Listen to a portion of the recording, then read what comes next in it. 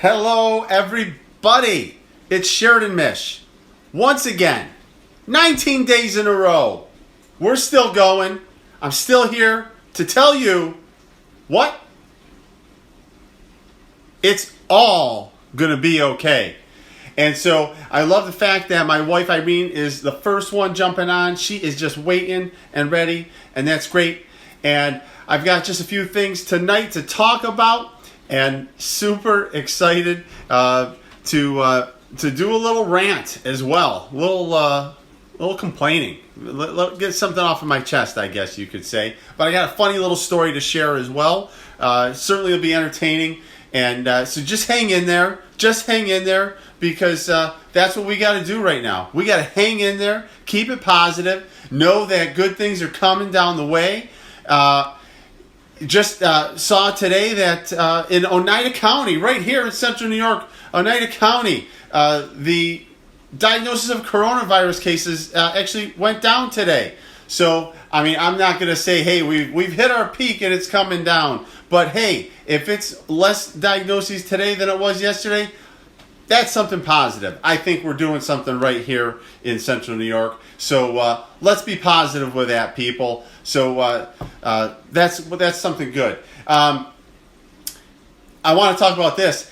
Irene and I went to the store, specifically Walmart, and I got to share this picture later, actually, when I get off of this live, because it is crazy. People just, listen, I know people don't return their carts typically, and maybe there's one cart or two. It's nuts. There are people, they're in a parking spot, one or two parking spots away from the cart corral. Just walk 5 feet and put it to the cart corral. It's absolutely insane. Hey, Mark, I see you commenting there. Hello, Aunt Claudia. So it's crazy, though. Just put your cart, if you had your grubby hands on the handle, just put it in the corral. Now you're taking up parking spaces. It's just nuts. Just take it a couple extra feet. You got that close, it's not going to kill you. Coronavirus might, but put the cart back. It's not. Put the goddamn cart back. Man, it's crazy. And I'm not going to go touch it. I'm not going to go, and not that I'm crazy worried about the germs, but I'm not going over and touching and putting it back. Isn't that what Walmart has employees to go do anyway? But be responsible for that, people. Put your carts back. Just, it's easy. Oh, God, it's just crazy. Crazy, it's bad. All right, and then with Walmart and their, they've got two entrances there, and they've got their pharmacy or home end, and then they've got the food end of the business. But they've got the one entrance closed, so now everybody has to go through one entrance. If you want to social distance people, shouldn't you have both entrances open? Better yet, have one entrance as the entrance and the other one as the exit. Nope, we're going to have everybody funnel through one, and then they've got this whole cart system that they built to funnel people into, it's like a 3-foot path to get into Walmart. This is the one in New Hartford. I'm not sure if every Walmart's doing this, but it's nuts. If you're trying to help social distancing, why are we all going through one entrance and exit? And then once you get into it, they've got it further narrowed down. It's really crazy. What are they thinking?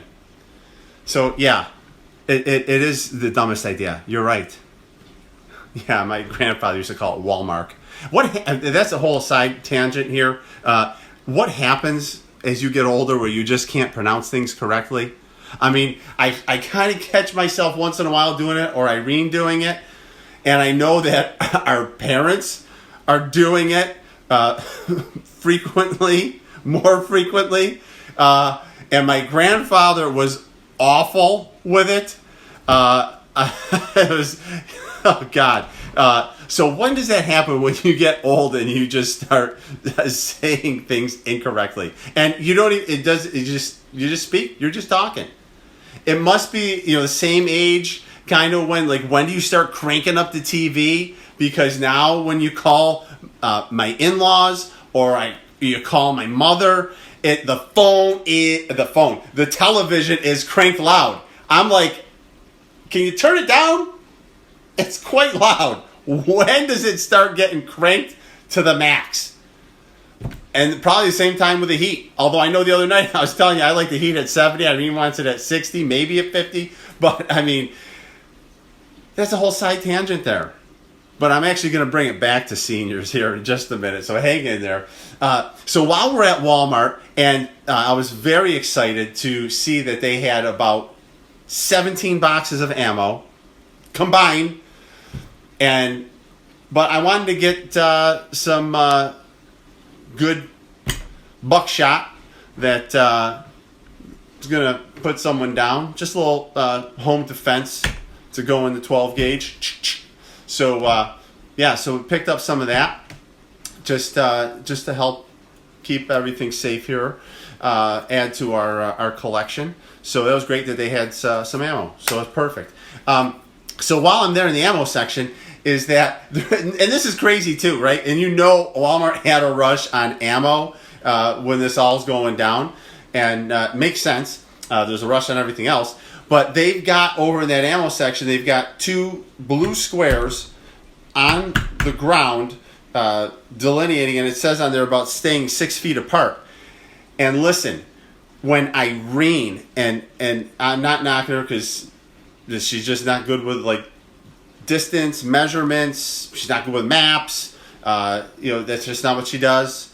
I'm great with that sort of stuff, but when Irene looks and goes, that's not 6 feet, that's not 6 feet, and I look and I go, you're right, that's 8 feet, because they're 8-foot squares, like the tiles are 12-inch squares, so you count them up, 1, 2, 3, 4, 5, 6, 7, 8. 8 feet, 8 feet apart, but it says on the square 6 feet. I mean, I know someone that was working. They were all a little crazy when they were putting them down. So the squares are 8 feet apart, but they're telling you it's 6. Don't believe everything people tell you. You got to use this. You got to think sometimes. Be aware. Perception. Be aware. Going back to seniors. So, senior citizens, I know that they were saying that with this crisis, that seniors are really at risk. Seniors are at risk prior to this. I mean, the older you get, the closer you're getting to dying. You're at risk. So, stores have these special senior shopping hours. And they're super early. It's when they open the store, or they open up an hour beforehand. But if they open up an hour before they open, aren't they open? If you open at 9, but you're open at 8 for seniors, aren't you open? You're open. So you're really open at 8. So then here's the thing. Here's my question, a couple of thoughts. One is, how about if it was the other way, where you had a shopping time where you could only have people that were 18 to 30 shop for a section of time? How's that going to fly? I mean, people aren't going to be saying it's age discrimination. So it's okay when you can discriminate younger people for the older people. But if you didn't, say, hire someone because they were older, it would be age discrimination. I just don't agree with having this one time for seniors to go. Because here's the other part of it. Beyond discrimination, because I don't feel discriminated. I'll shop whenever. I don't care. I'll work out when they're shopping. But what I have to think is, if you've got an hour time frame when all the seniors are going, and they're all the people that are at risk, and you're putting them all together to shop. All the at-risk people. Why? Why would you do that? That doesn't make sense to me. It doesn't make sense. I don't get it. Why? They're at risk. Let's jam them all together at one time. So if they're at risk and they are sick, they're bringing it in, and now they're going to spread it around? Doesn't make sense to me. I'm not offended. I'm not offended. It just doesn't make sense. And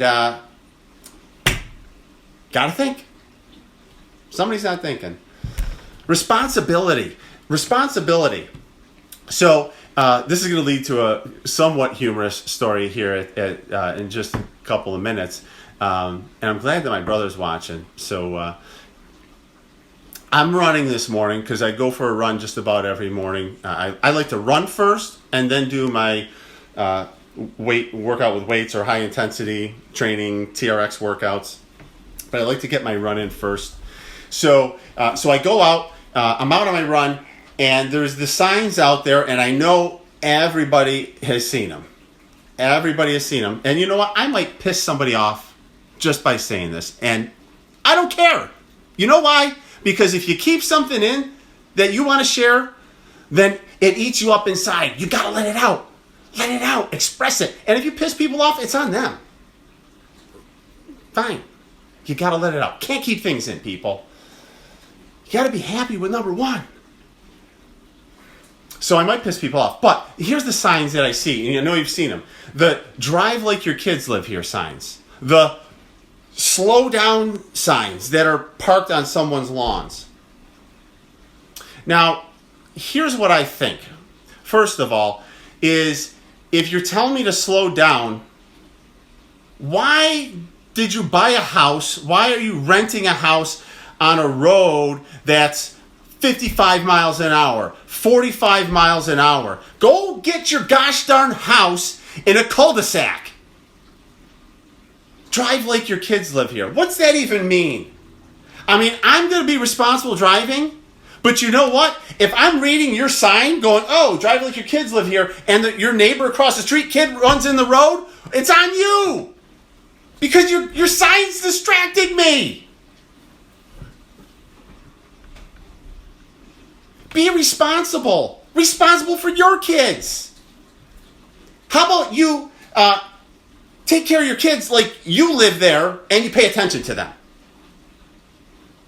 I mean, listen, I might be going 55 miles an hour down the road. Maybe I'm going 5 miles over the limit, 10 miles over the limit. I'm whipping. I'm not whipping in your driveway.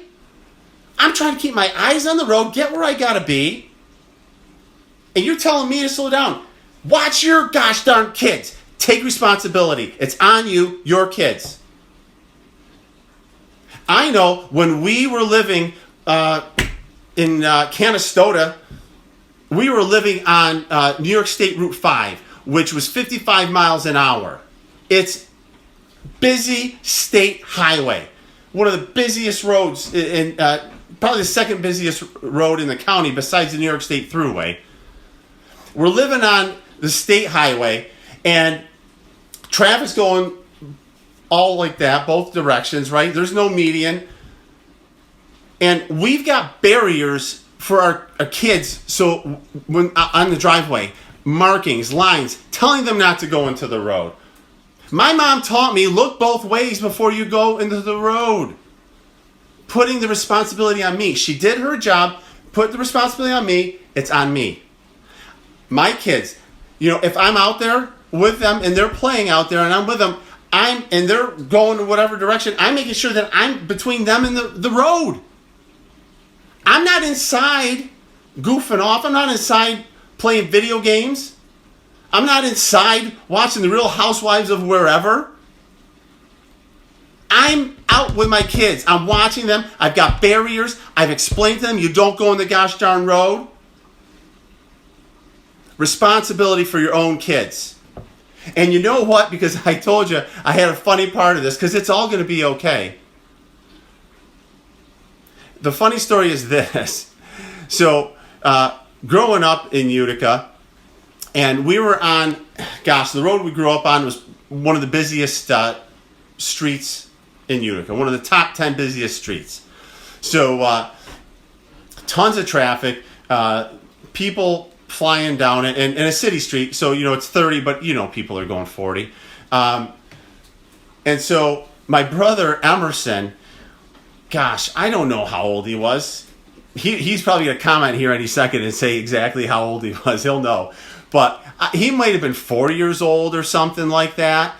And he's on one of those plastic bikes, not exactly like one of the big wheels, but it's kind of like that. And so he's on this plastic riding bike, and he's like going down right down the middle of the road. Cars are coming. He's going right down the road. And we were told not. I mean, it's not even the side street. We're talking the main road. He's just going right down the road with, right with traffic. Traffic's stopping behind him. People are responsible because they're aware, and they're not going to just run him over. Emerson said he was 3. Okay, he was 3 years old. And he's going on this plastic big wheel type of bike down the road.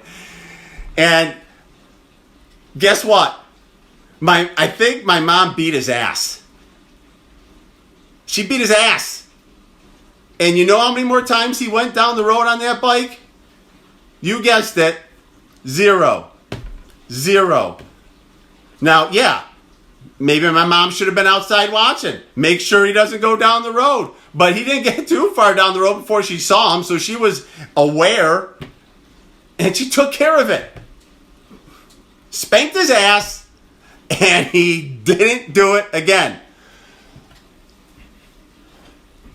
Be responsible for yourself, your family, first. Don't put up the signs to slow down, drive like your kids live here when you could have chose to live somewhere else. If you don't like where you're living. So, there's my rant. It's all going to be okay.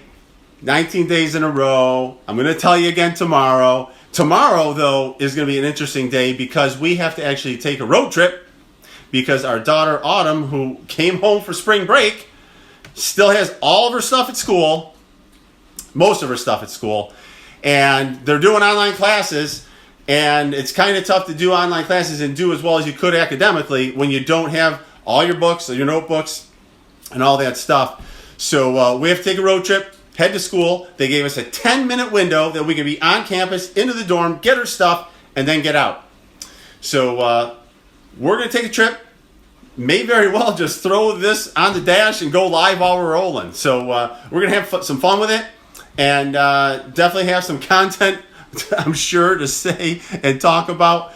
But we might do an additional live just kind of as we're going during the day, and we'll see what happens. But listen, take care of yourself, be responsible, do the things you need to do. And if you take care of yourself inherently, you're going to end up taking care of others as well. So that said, I love and appreciate each and every one of you. I'll be back tomorrow.